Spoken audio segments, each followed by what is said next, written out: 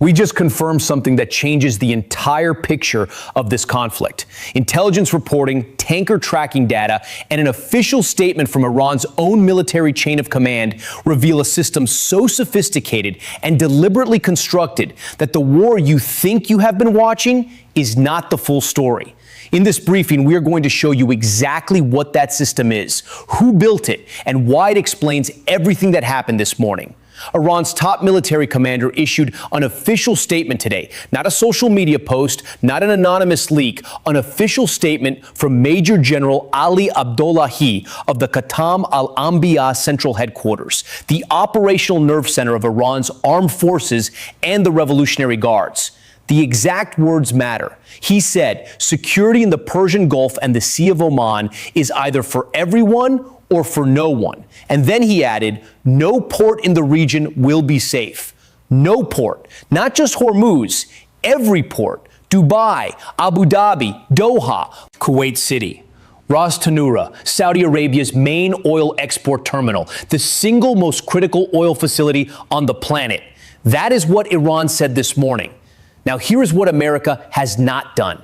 As of today, April 15th, 2026, the United States has issued no formal counterstatement, no press conference, no CENTCOM declaration, no State Department response. Iran just threatened every Gulf port from Hormuz to the Red Sea, and Washington has gone officially silent. We are going to break down exactly why in a moment, but first, you need to understand the piece that makes everything else make sense. The reason Iran can make that threat, the reason a country that has had its supreme leader killed, its nuclear facilities bombed, its military degraded over 46 days of direct warfare, can stand in front of reporters and say, no port in the region will be safe, is China. Not because China is fighting alongside Iran, but because China built something years before this war started, something specifically engineered to make American pressure fail. And it is working right now as this ceasefire expires in 6 days. If you want analysis like this before the April 21st deadline, subscribe right now.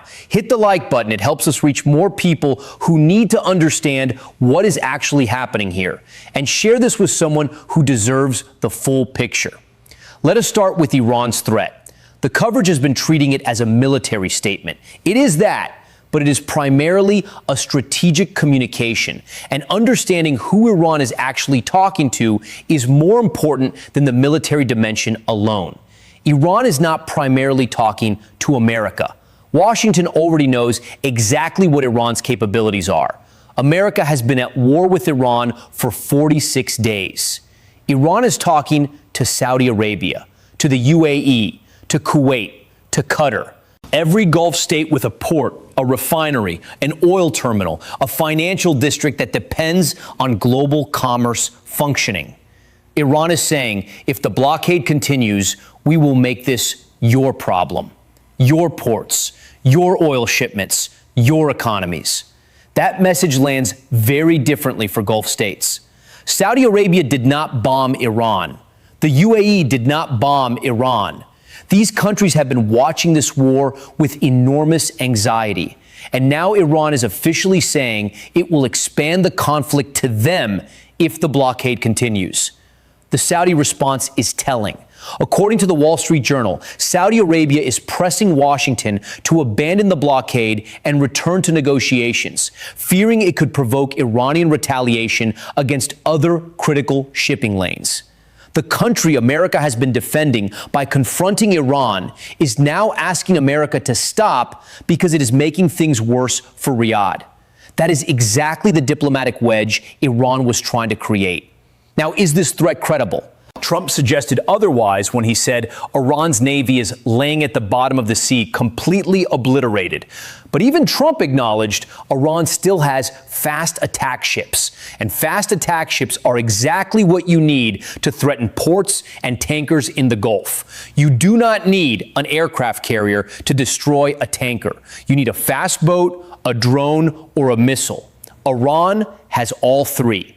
Mohsen Rezai, former Revolutionary Guard commander, stated publicly that Iran retains major untouched levers to counter the blockade. That language is deliberate. Iran has held capabilities back. And those capabilities are now on the table as a threat against every port in the region. Iran is also threatening the Red Sea. The Houthis in Yemen retain full capability to resume attacks on Red Sea shipping. They disrupted global shipping for over a year during the Gaza conflict. Two simultaneous choke points, one in the Persian Gulf and one in the Red Sea, affecting between 30 and 40% of global seaborne trade, would represent an economic event with no modern parallel. Now, let us address America's silence precisely. It is not confusion. It is not weakness. America is managing five things simultaneously: enforcing a naval blockade with more than 10,000 personnel and over a dozen warships, navigating a ceasefire expiring April 21st, pursuing indirect negotiations through Pakistan, Turkey, Egypt, and Oman, preparing for a potential second round of direct talks, and watching China and Russia make moves that complicate every American decision. In that context, a formal counter threat accelerates confrontation at exactly the moment America is trying to create diplomatic space. But the silence has a real cost. Gulf states see Iran threaten every port in the region. They see America say nothing. And they are asking whether America will actually protect them if Iran acts.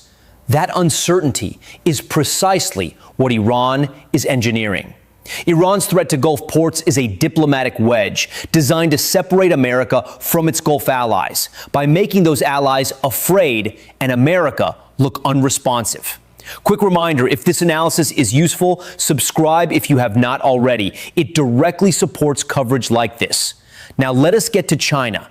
This is the part almost nobody is covering clearly. Start with a number that should stop you cold. Before this war began in late February 2026, Iran was exporting approximately 1.68 million barrels of oil per day. In March, the month the war was at its most intense, when Hormuz was largely closed and oil prices were spiking, Iran exported 1.84 million barrels per day, more than before the war. In April so far, Iran has been shipping 1.71 million barrels per day, above the pre-war average. How is that possible? How does a country under American military assault, with its supreme leader killed and its air defenses destroyed, export more oil during the war than before? The answer is China. China has been purchasing Iranian oil since the sanctions years, paying in yuan, using second-tier banks outside the SWIFT network, and routing shipments through what analysts call dark fleet tankers, vessels that switch off their tracking systems, sail undetected, and deliver to Chinese refineries that process sanctioned oil without scrutiny.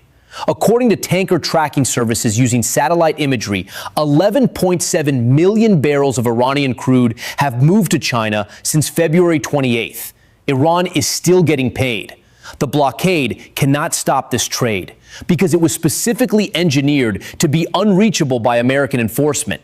Iran's threat to Gulf ports is credible only if Iran believes it can survive the consequences of acting on it.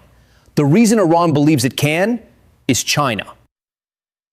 As long as China is buying Iranian oil through the dark fleet system, Iran has the economic oxygen to absorb further escalation. The blockade hurts Iran significantly, but it does not produce the immediate collapse that would force Iran to concede, because China has ensured Iran retains a lifeline. And then CNN reported something even more direct this week. U.S. intelligence indicates China is preparing to ship MANPADS, shoulder-fired anti-aircraft missiles, to Iran through third countries, the exact weapon type that downed an American F-15E on April 3rd. When Trump was asked about this at the White House, he said he doubted it. His own intelligence agencies confirmed it. That gap between what America's intelligence community knows and what its president is willing to say publicly is a silence China is counting on. Let me give you the framework that explains why Iran escalated from threatening Hormuz to threatening every port in the region. The confidence ladder. Every time Iran makes a threat and America does not directly punish it, Iran gains a rung. Every time Iran tests a boundary and the consequences are manageable, Iran's confidence to test the next boundary increases. The sequence: Iran closed Hormuz in February. America spent weeks trying to force it open and could not. Iran kept the toll system running. Iran gave China and friendly nations passage while blocking Western ships. America threatened escalation. The blockade was not forced open. Rung gained. Then Iran violated the ceasefire and restricted strait access again. America launched a blockade. Within 24 hours, a Chinese-sanctioned tanker sailed through it, and America's military stated the tanker was not in violation. Another rung. Now Iran is threatening every port in the region. Not because of superior military capability, Iran's forces have been significantly degraded. Because Iran's confidence that it can escalate without unbearable consequences has been building, rung by rung. Every barrel of oil China buys is a rung. Every weapon China prepares to ship is a rung. Every time a Chinese tanker passes through the blockade without consequence, that is a rung. Iran threatened every Gulf port this morning from a position of strategic confidence, not military superiority. The confidence that China is buying its oil, potentially supplying its weapons, blocking diplomatic consensus against it in international forums, and criticizing American actions while doing all of the above quietly. That combination is what allows a country bombed for 46 days to say no port in the region will be safe. If China is the reason Iran can make this threat, then what is America going to do about China's role specifically? Trump threatened a 50% tariff on China if it transfers weapons to Iran, while simultaneously saying publicly he doubted China was doing it. You cannot credibly threaten a consequence for something you say you do not believe is happening. China heard that. Iran heard that. The blockade targets Iran. The negotiations target Iran. But the reason Iran has held its position for 46 days, the reason its revenues kept flowing and its weapons pipelines kept moving, is not purely Iranian resilience. It is Chinese support. A strategy that does not address Chinese support is trying to win a game while ignoring one of the most powerful players at the table. China pressed Iran to accept the ceasefire. China is in daily diplomatic contact with both sides. China met with Russia's Foreign Minister Lavrov this week. Putin is planning to visit Beijing in the weeks surrounding Trump's own planned visit in May. Russia and China are coordinating on this war at the highest levels. Now, let me close with what the next 48 to 72 hours will tell us. The ceasefire expires in 6 days, and the sequence between now and April 21st determines not just whether this war ends, but what Middle East emerges from it. If America responds to Iran's Gulf port threat with a formal counterstatement, that signals escalation, betting military pressure will force Iran to the table before the deadline. If America stays silent while pursuing back-channel talks, the current pattern, that signals a diplomatic path is still being pursued. And if America engages China directly on weapons transfers and oil purchases as part of the Iran negotiation, you are watching something that has not happened yet. America treating this as a U.S., Iran, China problem, not just a U.S., Iran problem. Which path America is on, only a very small room in Washington knows. What we do know is that Iran's threat this morning was not impulsive. It was a calculated escalation from a country that has spent 46 days learning exactly how far it can push before America pushes back decisively. The answer it has learned, rung by rung, is further than most people thought possible. Watch what America says in the State Department briefing, in CENTCOM statements, in whatever back-channel signals reach Pakistan and Turkey and Egypt right now. And watch what China says or does not say. 2 silences, 2 calculations, 6 days left, and a ceasefire holding together by threads that Iran just pulled on very hard. The facts are all in the open. the Dark Fleet tanker numbers, the CNN reporting on Chinese weapons transfers, the Wall Street Journal on Saudi pressure, what Trump said about doubting his own intelligence. When you put them together, Iran's threat this morning is not the story. The story is the system that made Iran confident enough to make it. And what Iran did this morning is what that system looks like when it is fully operational. That is the situation as it stands on April 15th, 2026. And it is far from over. Subscribe to this channel right now because we will be covering every major development before the April 21st deadline. Hit the like button if this briefing gave you a clearer picture than the headlines. Share it with anyone who needs to understand what is really driving this conflict. The next 72 hours will be decisive. We will see you in the next briefing.